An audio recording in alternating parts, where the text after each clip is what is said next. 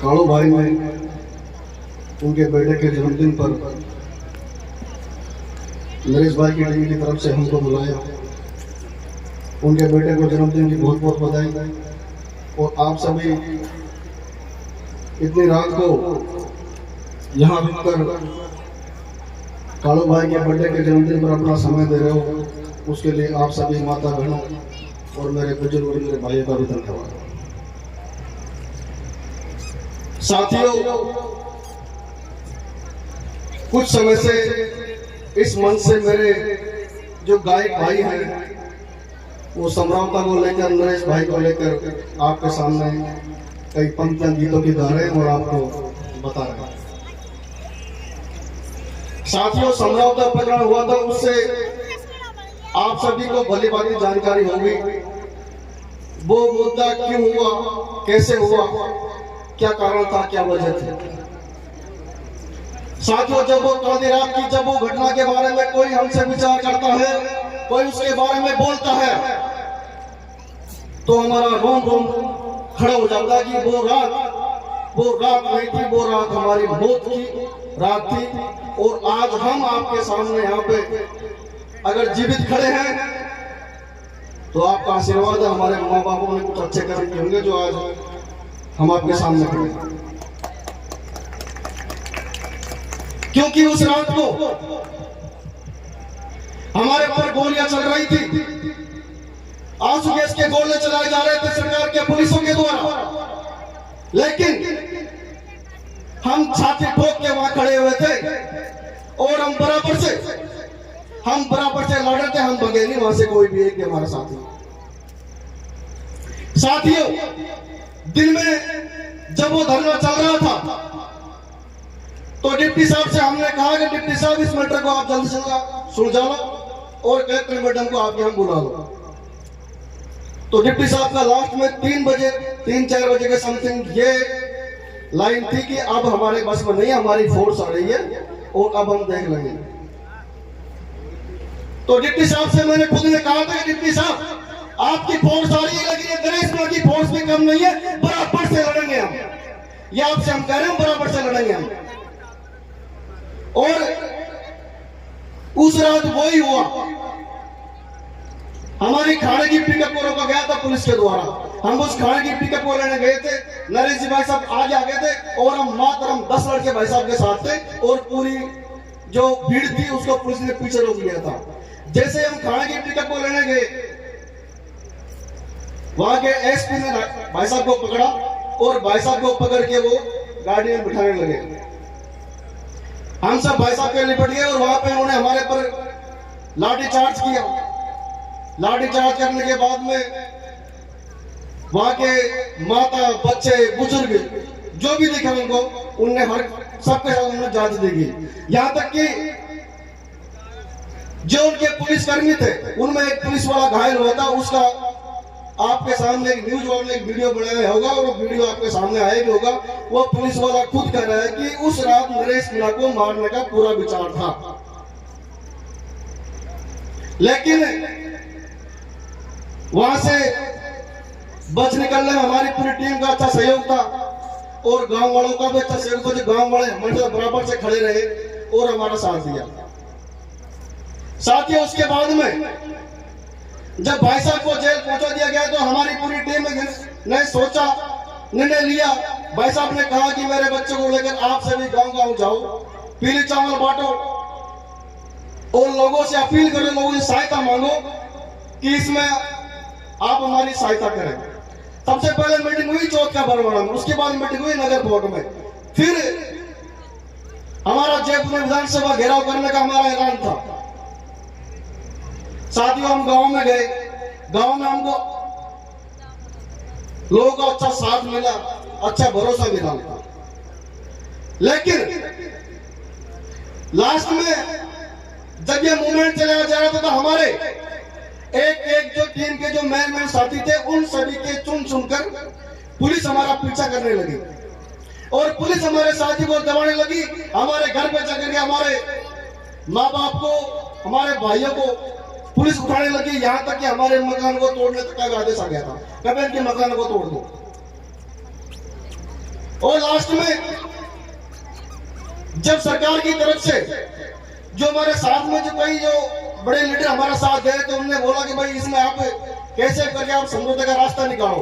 कुछ बातें ऐसी है जो मैं आपको इस मन से बता भी नहीं सकता, कि कुछ बातें अगर भाई साहब के आने के बाद भाई साहब खुद ही बोले तो अच्छा रहेगा। कुछ बातें ऐसी भी थी, नेताओं ने हमसे कहा जो हमारे साथ बराबर से हमारे साथ में थे, उन्होंने कहा कि आप इसमें समझौते के लिए रास्ता निकालो, समझौता ही लास्ट में भी समझौता होगा, उससे पहले भी समझौता होगा, लास्ट में अड़ा आपको इसी बेंच पे पड़ेगा, समझौता आपको यही करना पड़ेगा। अब कई लोग बोलते हैं कि समझौता होने के बाद आपको क्या मिला, तो मैं आपको ये बता दूं, समझौता होने के बाद में सरकार की तरफ से अगर मान लो हम सरकार के खिलाफ हम लड़ रहे हैं और सरकार हमको मुआवजा देने से बड़ी कोई बात नहीं है हमारे लिए। सरकार ने 30 लाख रुपए का मुआवजा दिया। अब कई भाई बोलते हैं मुआवजा कम मिला है, 30 लाख रुपए कम मिले हैं, तो मैं आपको बता दूं कि 30 लाख रुपए कम नहीं मिले। ये समझौते में कई लोग घायल थे, उन घायलों जब हमने उनका मेडिकल मांगा, उनकी रिपोर्ट मांगी, तो वो लोग डरे हुए थे पुलिस से, उन लोगों ने उनकी मेडिकल रिपोर्ट दी नहीं। अगर हम मेडिकल रिपोर्ट देते तो ये मुआवजा कम से कम 50 लाख पहुंचता। उसमें से एक लेडी जो गंभीर रूप से अब भी घायल है, बेचारी वो चल नहीं पाती, उसका मुआवजा कम से कम 5 लाख मिलता। एक भाई का मेरे पास मैसेज आया खुद के पास, उसने बोला भाई मेरा पैर अब भी हड्डी से जुड़ी नहीं है, तो घायलों को 1 लाख रुपए मिले, उसके 1 लाख रुपए मिलते उसको। कम से कम 15 लोगों ने अपना मेडिकल नहीं दिया। अगर वो अपना मेडिकल देते तो मुआवजा बढ़ता ही नहीं बढ़ता, ये मुआवजा कम से कम 50 लाख पहुंचता ये मुआवजा। लेकिन उन लोगों ने उस टाइम पुलिस से डर के, या फिर कोई वजह रही होगी, कोई नेता उनको दबा हुआ है, फिर किसी तरह कोई वजह रही होगी, उन लोगों ने अपना मेडिकल हमको दिया नहीं। अब रही बात मुआवजे की, तो मुआवजा मिल गया, हम लड़ रहे हैं सरकार के खिलाफ और सरकार से हम मुआवजा ले रहे हैं, ये बहुत बड़ी बात होती है। गुर्जर आंदोलन में जब गुर्जर मरे थे तो मरे हुए आदमी की 5 लाख रुपए की मात्रा, जो तो मर गए थे, हम घायलों को लाख रुपए लेके कोई कम नहीं है। और भाई साहब के खिलाफ सरकार ने वकील खड़े कर रखे थे, वकील पीछे हट गए, डबल एजी पीछे हट गए, सबको पीछे हट गए। अब ये जो काम चल रहा है, अभी भाई साहब की तारीख थी 23 तारीख बाद अब 28 तारीख मिली है। 28 तारीख में यह है कि चार्ज बहस बयान हुए। चार्ज बहस होती है 360 धारा जो लगी हुई है, वो धारा जो लगाई हुई है भाई साहब के ऊपर, उस धारा को हटाने के लिए वो धारा हट जाएगी 28 तारीख को।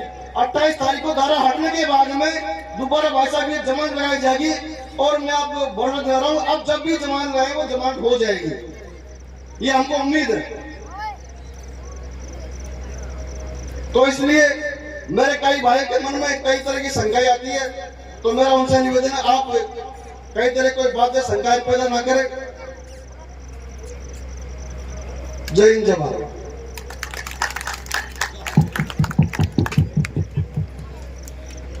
भाई साहब आज आ गए थे और हम 10 लड़के भाई साहब के साथ थे और पूरी जो भीड़ थी उसको पुलिस ने पीछे रोक लिया था। जैसे हम खाने की टिकट को लेने गए, वहां के एसपी ने भाई साहब को पकड़ा और भाई साहब को पकड़ के वो गाड़ी में बिठाने लगे।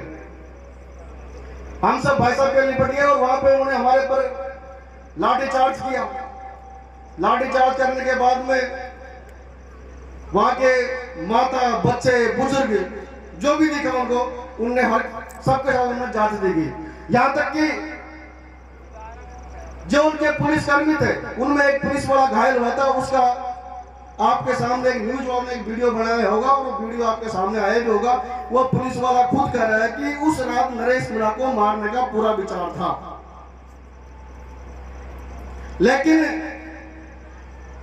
वहां से बच निकलने में हमारी पूरी टीम का अच्छा सहयोग था और गांव वालों का भी अच्छा सहयोग था। जो गांव वाले हमारे साथ बराबर से खड़े रहे और हमारा साथ दिया।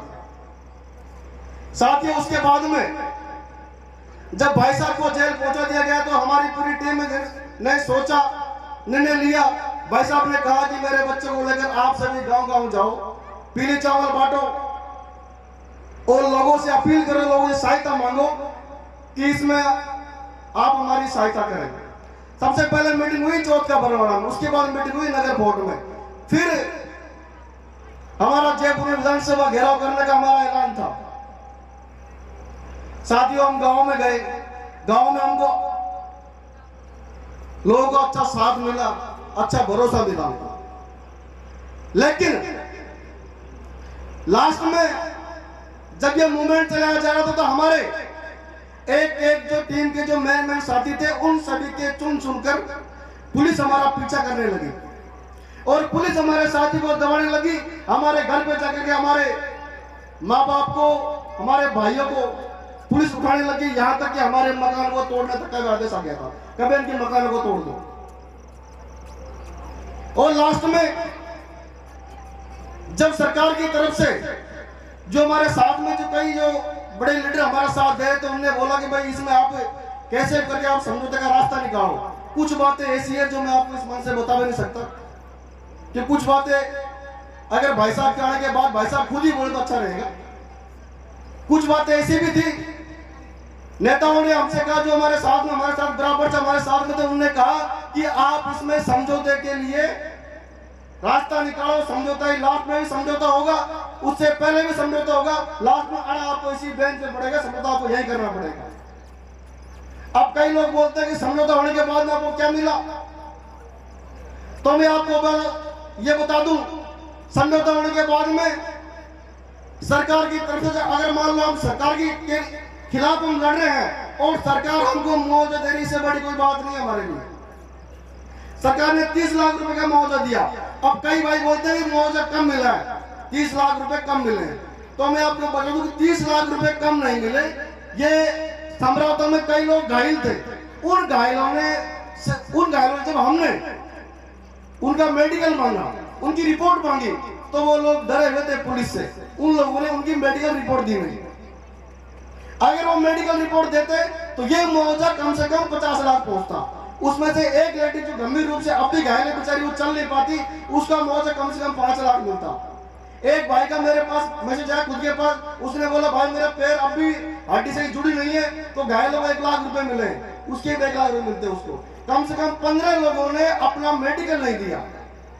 अगर वो अपना मेडिकल देते तो मुआवजा बढ़ता ही नहीं बढ़ता, ये मुआवजा कम से कम 50 लाख पहुंचता ये मुआवजा। लेकिन उन लोगों ने उस टाइम पुलिस से डर के, या फिर कोई वजह रही होगी, कोई नेता उनको दबा हुआ, या फिर किसी तरह कोई वजह रही होगी, उन लोगों ने अपना मेडिकल हमको दिया नहीं।